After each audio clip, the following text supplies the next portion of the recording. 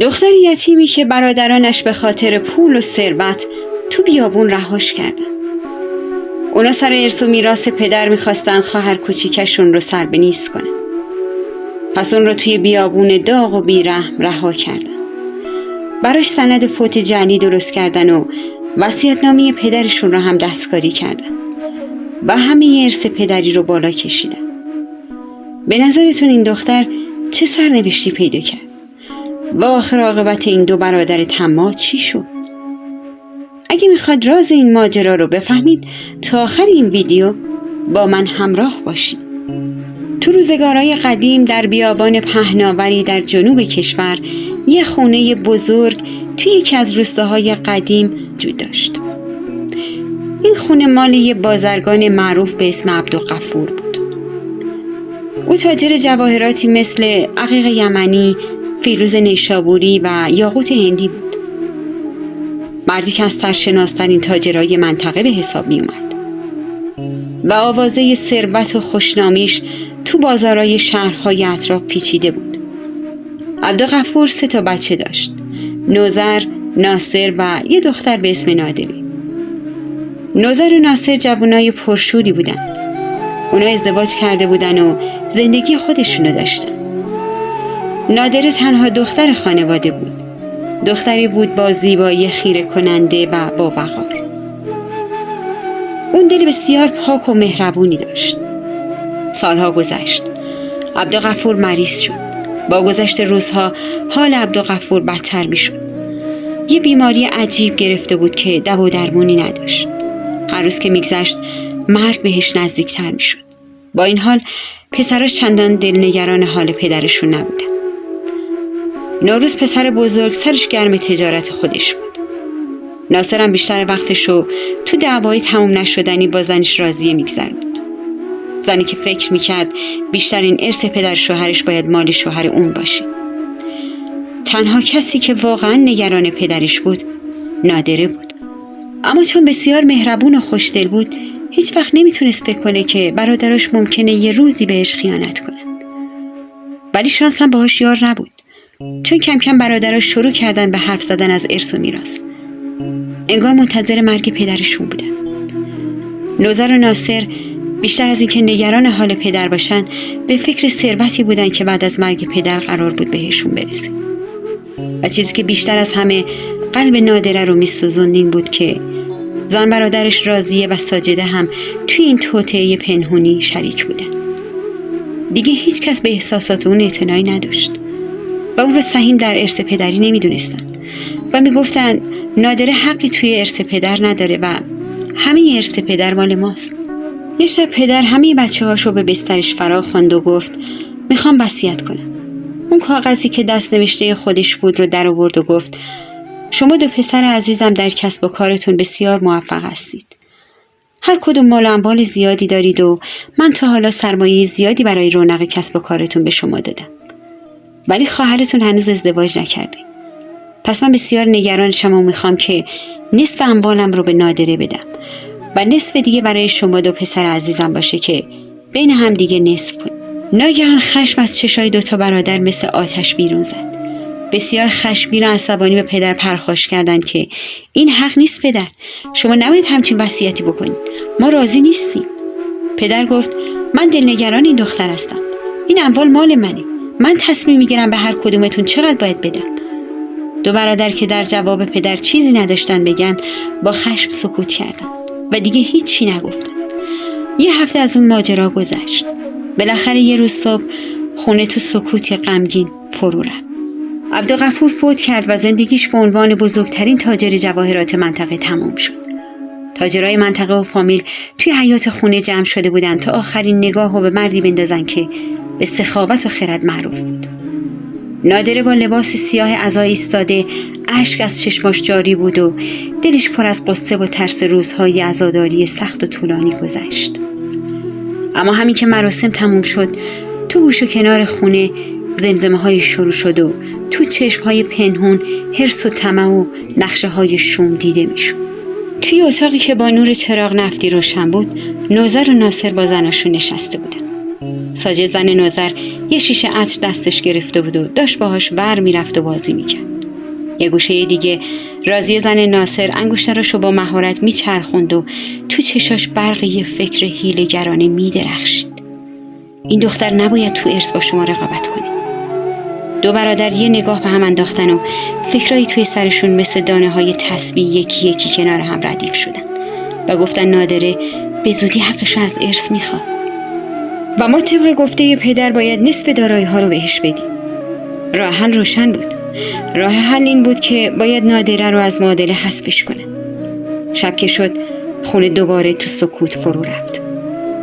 نادره تو اتاق پدرش نشسته بود و وسایل پدرش رو نگاه میکرد و اشک میریخت. خبر نداشت که تو اتاق بغلی برادراش و زن برادراش دارن سرنوشتی رو براش رقم میزنن که اون هیچ اطلاعی ازش نداره. تو اتاق بغلی ناصر و نوذر به همراه زناشون نشسته بودن و داشتن با هم نقشه میریختن که چطور میتونن از شر نادره خلاص بشن. نوذر گفت نادره نباید پیش ما بمونه. اگه حقشو بخواد همه چی رو به هم میریزه. نگاه ها بینشون رد و بدل شد و فکراشون رو یکی یکی تو ذهنشون مرتب کردن. یهویی لبخند نشست روی لبای راضیه و با چند تا کلمه آروم همه رو به سمت نقشه زیرکانه و شوم کشوند. روز بعد ساجد خودش رو نسبت به نادره بسیار مهربون و دلسوز نشون داد و با یه لحن پر از مهربونی گفت خواهرم میدونم چقدر به پدرت وابسته بودی و داری قصه‌شو میخوری، ولی زندگی ادامه داره. نوذر و ناصر خیلی دوست دارن، همیشه پشتتن، ازت حمایت میکنن. نگران هیچی نباش. من و راضیم مثل خواهرات هستیم و همیشه هواتو داریم. بعد گفت نادره جون، برادرات میخوان درباره یه موضوع مهم باهات حرف بزنن. وقتی نادره اومد پیش برادرش نوذر جوری وانمود کرد که انگار نگرانه و گفت پدرمون یه امانتی قبل مرگش گذاشته تو صندوقچه کوچیک تو انبار قدیمیش تو حاشیه روستا. بابا نخواسته صندوقچه رو تو خونه نگه داره از ترس دوست و آشنا. نادره یادش افتاد که پدرشون خارج از روستا توی منطقه بیابونی سالها پیش انبار داشته. نادره سرش رو با شک تکون داد و با صدای مردد پرسید خب چرا قبلا نیاوردینش؟ ناصر آروم گفت بابامون وصیت کرده بود وقتی صندوق رو باز میکنیم هر ستای ما کنار هم باشیم، چون اون امانته واسه هر ستای ماست. نادره تو شک موند ولی به برادراش اعتماد داشت، پس هیچی نگفت. همه سوار اسب شدن و رفتن به عمق صحرا. وسط تپه‌های شنی راه طولانی بود. رسیدن به یه دره ناهموار پر از صخره و سنگ‌های بزرگ. انبار پدرشون اونجا بود، ولی خراب و متروکه شده بود. در کنار انبار در دل صخره‌ای بزرگ سوراخی ایجاد شده بود که مثل یه غار کوچیک در دل صخره بود. نوذر ایستاد و به اون شکاف در صخره اشاره کرد و گفت صندوق همونجاست، ولی جا تنگه، هممون نمیتونیم بریم تو نادره، تو باید بدی و بیاریش. نادره یه نگاه به اطراف انداخت، یاد پدرش افتاد و بغض نشست توی گلوش، ولی تردید نکرد و رفت سمت دهنه یه تنگ غار. وقتی رسید دم ورودی خم شد که محل رو بگرده، همون لحظه صداهایی از پشت سر شنید. قبل از اینکه فرصت کنه و برگرده، نوذر و ناصر هلش دادن داخل غار و با پتی که توی دستشون بود چند تا ضربه به دیواره صخره زدن. در همون لحظه کلی سنگ و شن و ماسه ریخت پایین و دهانه غار با سنگ‌های بزرگی که از صخره ریخته بود پایین بسته شد. صدای قدم‌هایی که تو شن‌های صحرا دور می‌شدن به گوش می‌رسید. نادره فهمید افتاده تو تله‌ای که نجات ازش سخته، ولی هنوز سرنوشت حرف آخرشو نزده بود. نادره حالا تو دل یه صخره بزرگ و تاریک نشسته بود و اشک می‌ریخت. به پدرش فکر می‌کرد، به سرنوشتش. اون فکر می‌کرد شاید اینجا پایان زندگیش باشه. غمگین بود از خیانت برادراش که اینقدر دوستشون داشت و مورد اعتمادش بودن. حس می‌کرد سرنوشت وحشتناک پیش رو داره. 3 روز گذشت. یهو صدای قدم‌های اسبا و شترها از دور به گوش رسید. یه کاروان به اون سمت نزدیک می‌شد و صدای مردی که شترها رو میروند به گوش می‌رسید. نادره که کم کم داشت از حال میرفت در دلش خوشحال شد که بالاخره کسی داره از اینجا رد میشه و میتونه نجاتش بده. سعی کرد فریاد بزنه ولی اونقدر ضعیف شده بود که صداش بالا نمی اومد. لحظه ای به یاد پدرش و حرفایش افتاد. نصیحت‌های پدرش که میگفت دخترم تو هر شرایط باید سعی کنی قوی و امیدوار باشی. با مرور این خاطرات انرژی خاصی بهش دست داد و از خدا کمک خواست تا از دل این کوه نجاتش بده. پس تمام توانش رو جمع کرد. با تمام قدرتش فریاد کشید. صداش بین باد مثل یه تیر تو هوا پخش شد. همون لحظه کاروان یهو وایساد. همه کاروانیان به همدیگه نگاه میکردن و میگفتن شما هم صدای فریاد رو شنیدی؟ آره، ممکنه نزدیک باشه. اگه تا اینجا یه داستان واسه جذاب بوده، برای حمایت از ما ویدیو رو لایک کن و عضو کانال شو. کاروان راه افتاد و شترها آروم آروم جلو میرفتن. از بین جمع یه شیخ پیر جلو اومد. چشمای نافذش و صورتش نشون میداد که سالهای زیادی تو دل بیابون زندگی کرده. مردی محکم و با هیبت بود. اسمش شیخ ابراهیم بود. هم که صدای فریاد نادره رو شنید، دلش پر از نگرانی شد و گفت حتما کسی کمک میخواد. شیخ ابراهیم فوری به مرداش دستور داد برن سمت صدا. کاروان با آرامش و عزم جلو رفت و چند لحظه بعد صدای ناله نادره رو از دل صخره شنیدن. همه مشغول کنار زدن خاک و سنگ‌های دهانی غار شدند. نادره با بیحالی ناله می‌کرد و کمک می‌خواست. ولی تو دلش خوشحال بود که بالاخره کاروانیا از وجودش آگاه شدن و داره نجات پیدا می‌کنه. دهانه غار باز شد. کاروانیان دیدن دختری ضعیف و نحیف پر از خاک در گوشه کس کرده. نادره را از غار بیرون آوردن. شیخ ابراهیم با صدای مهربان گفت دخترم اینجا چی کار میکنی؟ چطور اینجا گیر کردی؟ نادره بهش نگاه کرد ولی اصلا توان حرف زدن نداشت.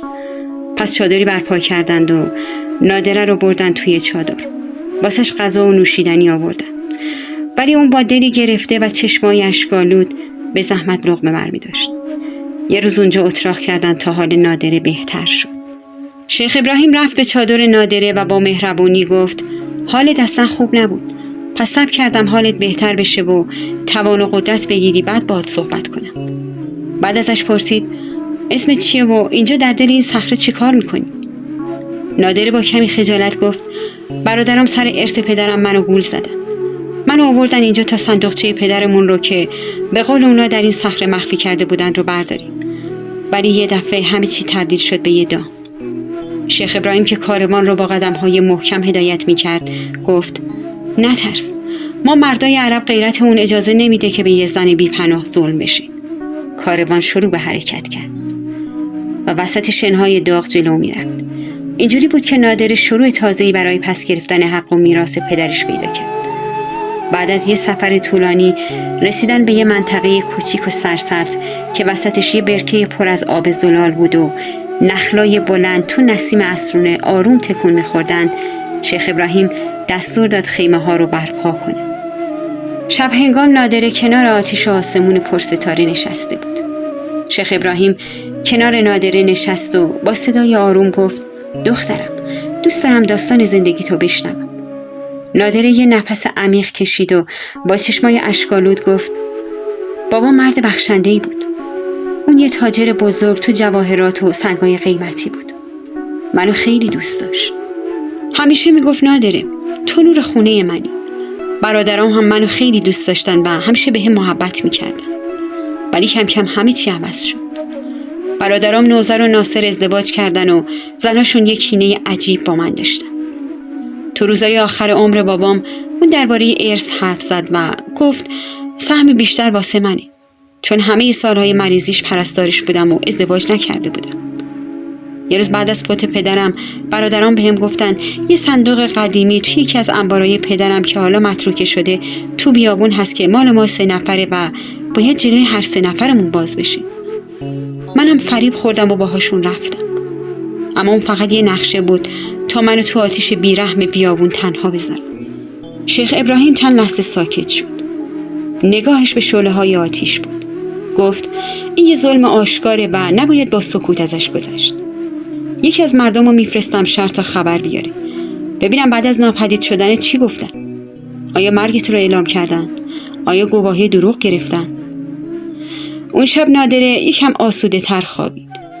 بعد از اون همه ترس و وحشتی که این مدت همراهش بود، یه گرمای تازه به دلش نشست. تو قلبش یه نور امید روشن شد و با هر ستاره‌ای که تو آسمون بیابون چشمک میزد، اون امید در دلش بیشتر جون میگرفت. صبح شد. مردی امین و مورد اعتماد به اسم عباس آماده سفر شد. سفر پرخطر به سمت شهری که نادره اونجا بزرگ شده بود. اون مرد زرنگ و باهوشی بود. خوب بلد بود مخفی کاری کنه و از همه چی سر در بیاره. عباس قیافش رو عوض کرد. لباس یه تاجر ساده رو پوشید و یه شتر برداشت و راهی شد. وقتی رسید شهر، تو کاروانسرا نزدیک بازار موند و تو کوچه های شهر گشت میزد. به آدما با دقت نگاه میکرد و به زمزمه ها گوش میداد. توی قهوه خونه توی یه گوشه تاریک نشست. آروم چایی میخورد و به حرفهای مردم گوش میداد. اونجا که میگفتن بیچاره نادره میگن بعد مرگ پدرش به بیابون زده. شاید دیوونه شده. میگن برادراش براش یه مجلس عزای کوچیک گرفتن و همه چیو به ارث بردن. قیافه عباس در هم رفت و تو دلش گفت پس نقششون رو شروع کردن. بعد عباس رفت به دکون یکی از کاتبا تو بازار و وانمود کرد میخواد یه نسخه از گواهی فوت برای یکی از فامیلاش بگیره. کاتب چند تا نمونه جلوش گذاشت. تو همونا چشم عباس خورد به اسم نادره. یه گواهی فوت به تاریخ مشخص امضا شده توسط 2 شاهد ناشناس. عباس که حالا اطلاعاتش کامل شده بود، همون شب یواشکی شهر رو ترک کرد. وقتی رسید به کاروان، شیخ ابراهیم در حال نماز خوندن بود. بعد از نماز عباس با صدای پر از خشم گفت حق با نادره بود. اونا با بیرحمی دارن نقشه های شومشون رو یکی یکی اجرا میکنن. شیخ ابراهیم سرش رو بلند کرد و پرسید چه خبری آوردی عباس؟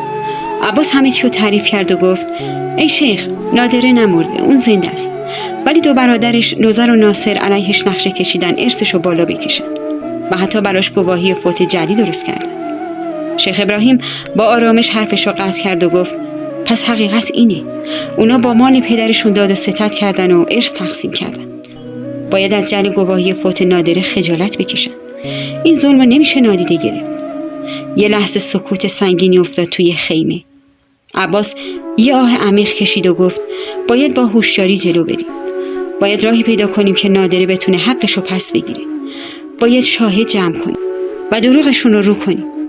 عباس اضافه کرد من شنیدم 2 نفر درباره تغییر متن وصیت‌نامه حرف می‌زدن. میخوان راه نادره رو کامل ببندن. یه فکر تازه تو ذهن شیخ ابراهیم جرقه زد. اگه اینطوره باید مدرک محکم‌تری رو جور کنیم. چیزی که هر دروغ و کلکی رو نابود کنیم. صبح شد. این بار خود نادره تصمیم گرفت رو در رو با سرنوشت مبارزه کنیم. خشم دلش رو پر کرده بود و دیگه طاقت نداشت. نادره رو به شیخ ابراهیم نشست و تو صورتش نشونه‌های عزم و اراده معلوم بود. چشاش یه جوری می‌درخشید که تا حالا هیچ کس ندیده بود. با صدای آروم ولی پر از قاطعیت گفت فکر می‌کردم از سرنوشتم فرار کردم، ولی حالا فهمیدم تقدیرم اینه که حق از دست رفتم رو پس بگیرم. بعد نگاهش رو دوخت به عباس که کنار شیخ وایساده بود و پرسید از کجا شروع کنیم؟ عباس یکم فکر کرد و گفت اول کار با نشون دادن تو به قاضی دلیل محکمی داریم که گواهی وفاتی که اونا دارن جعلیه و ارزشی نداره. بعد باید مطمئن بشیم اون شاهدایی که پای سند فوت تو رو امضا کردن نتونن از زیر بار مسئولیت فرار کنن. نادره یکم به حرفاش فکر کرد و بعد با قاطعیت گفت پس باید برگردیم شهر و اون شاهدا رو پیدا کنیم. خودم مجبورشون میکنم جلوی همه اعتراف کنن که دروغ گفتن. همون لحظه شیخ ابراهیم گفت قبل از رفتنت باید خیلی احتیاط کنیم. برادرها فکر میکنن تو مردی و مطمئن باش واسه دفاع از خودشون از هر راهی استفاده میکنن و اگر بفهمن زنده ای شاید بخوان دوباره تو رو سر به نیست کنن. نادره رفت تو چادرش و به راهی برای پس گرفتن حقش فکر کرد. کار آسونی نبود، ولی دلش پر از امید بود، امیدی که حالا بهش دلگرمی میداد. یک صبح آروم نادره با شوق و یکم نگرانی منتظر برگشت مردهای شیخ ابراهیم بود. بالاخره یکی از اونا اومد و گفت اون شاهدا که گواهی وفات جعلی رو امضا کردن الان یه گوشه دور از ده قدیمی جمع شدن. باید خیلی مواظب باشیم چون اونا هم زرنگن و حواس جمعن. عباس و نادره و شیخ ابراهیم و چند تن از یاراش با سرعت به طرف روستا رفتن، جایی که شاهدا اونجا بودن. بالاخره رسیدن اونجا. تو خلوتشون نشسته بودن که یهو با حضور نادره و همراهاش غافلگیر شدن. مردای شیخ ابراهیم اونا رو دستگیر کردن. شاهدا که گیر افتاده بودن فهمیدن چه اشتباه بزرگی کردن. با آخری زبون باز کردن و اعتراف کردن. یکی گفت ما این کارو کردیم چون فکر کردیم واقعا مردیم. هیچ وقت بر نمیگردی. اصلا باور نمیکردیم زنده مونده باشی. دیگری گفت ما فقط به خاطر پول این کارو کردیم. فکر میکردیم سهمی از میراث بهمون میرسه و نمیدونستیم زنده ایم. نادره با صدای محکم و چهره جدی جواب داد شما یه جرم بزرگ مرتکب شدید. هیچ وقت حق با خیانت و دروغ پایمال نمیشه. مردای شیخ ابراهیم شروع کردن به جستجوی لباساشون و یه نسخه دیگه از گواهی جعلی مرگ نادره رو توی جیبشون پیدا کردن. نادره وقتی دیدش عصبانی شد و گفت این مدرک جرم شماست. همین نسخه میشه سند محکمی برای دروغ و خیانتتون. نادره نسخه جعلی فوتش رو برداشت و به همراه شیخ ابراهیم و عباس و 2 شاهد دستگیر شده رفتن پیش قاضی. اون میتونست با این مدرک همه نقشه ها و خیانت برادراش از هم بپاشه. به نزد قاضی رسیدن. نادره به قاضی گفت من از برادرام شکایت دارم و گواهی جعل فوتش رو به قاضی نشون داد. جریان رو کامل واسش تعریف کرد و گفت من نادره هستم. الانم در حضور شما صحیح و سالم ایستادم. 2 شاهد رو هم که پای این سند فوت رو امضا کرده بودند گرفتیم و با خودمون آوردیم و با سوالاتی که از 2 شاهد پرسید به خیانت 2 برادر پی برد. پس مأموری رو به در خونه اونا فرستاد و ناصر و نوذر رو به محکمه فراخوند. ناصر و نوذر به همراه مأمور دولت و 2 زناشون یعنی راضیه و ساجده راهی محکمه شدن. سالن تو سکوت سنگینی بود که یهو در باز شد و نوذر و ناصر به همراه راضیه و ساجده وارد سالن شدن. اونها چشمشون به نادره افتاد و با ناباوری به نادره که کنار شیخ ابراهیم و عباس ایستاده بود نگاه کردن و از شدت تعجب خشکشون زده بود. با خودشون میگفتن اون که مرده بود، چطوری زنده برگشته؟ مگه میشه؟ نادره جلو اومد. گواهی جعلی رو بالا گرفت و با صدای بلند گفت این 2 برادر با جعل مرگ منو دروغ گفتن میخواستن منو بکشن و سهم ارثیه پدریم رو واسه خودشون بردارن. این 2 شاهدم با وعده بعید اونا گول خوردن و شهادت دروغ دادن و پای سند رو امضا کردن.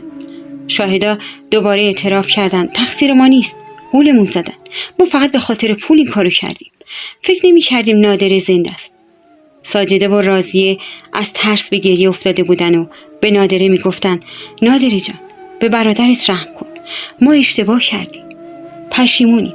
قاضی بعد از شنیدن همه اینها به 2 برادر گفت شما مجرمید و باید به سزای اعمالتون برسید. حرفی برای گفتن دارید؟ 2 برادر شرمنده و پشیمون از کارشون اشک می ریختن. می گفتن ما اشتباه کردیم، ما شرمنده خواهرمونیم و رو به نادره می گفتن نادره جان ما رو ببخش، تو بزرگی کن و از گناه ما چشم پوشی کن. ما برادرای بدی بودیم، حرص و طمع چشمامون رو کور کرده بود. هر کاری بگی حاضریم انجام بدیم تا تو راضی بشی و ما رو ببخشی. نادره که بسیار مهربون و دلرحم بود طاقت زجه و گریه و زاری برادرها رو نداشت. یه دفعه بلند شد، با لحن قاطع و مهربون گفت ای قاضی بزرگ، من برادرامو میبخشم، نمیخوام زندان برن. ازتون میخوام یه فرصت دوباره بهشون بدید تا اشتباهاتشون رو جبران کنن. قاضی با تعجب بهش نگاه کرد و یکم فکر کرد و بعد گفت دخترم بخشش نشونه روح بزرگ تویی، ولی برادرات باید تاوان کارشون رو پس بدن. چون بخشیدیشون اونا رو به زندان نمیندازیم، ولی در ازای اشتباه و خیانت بزرگی که در حق تو کردن باید تمام ارث پدریتون رو به تو بخشن و طبق این فرمان هیچ حقی در ارث پدری نخواهند داشت. سرشون رو انداختن پایین، خجالت زده شدن و با صدای لرزون گفتن ما ازت معذرت میخوایم خواهر، ما رو ببخش، بهت ظلم کردیم. ما تمام ارث پدر رو به تو میبخشیم، این حق توئه. نادره یه لبخند آروم زد و جواب داد من شما رو دوست دارم، میبخشم. از این به بعد راستگو باشین و نامرد نباشین. در آخر قاضی حکم نهایی رو صادر کرد. تمامی ارث پدری به نادره داده شد و برادرش به خاطر بخشششان از مجازات معاف شدند. از اون به بعد 2 برادر نسبت به خواهرشون مهربون شدند و برای جبران کارهای اشتباه و ظلمی که در حق خواهرشون کرده بودند تا میتونستن بهش محبت کردن و دیگه هیچ وقت به حرفا و فتنه های زناشون توجه نکردن. اگه از این ویدیو خوشت اومد لایک کن و عضو کانال شو. زنگوله رو هم فعال کن که کلی داستان قشنگ در راهه.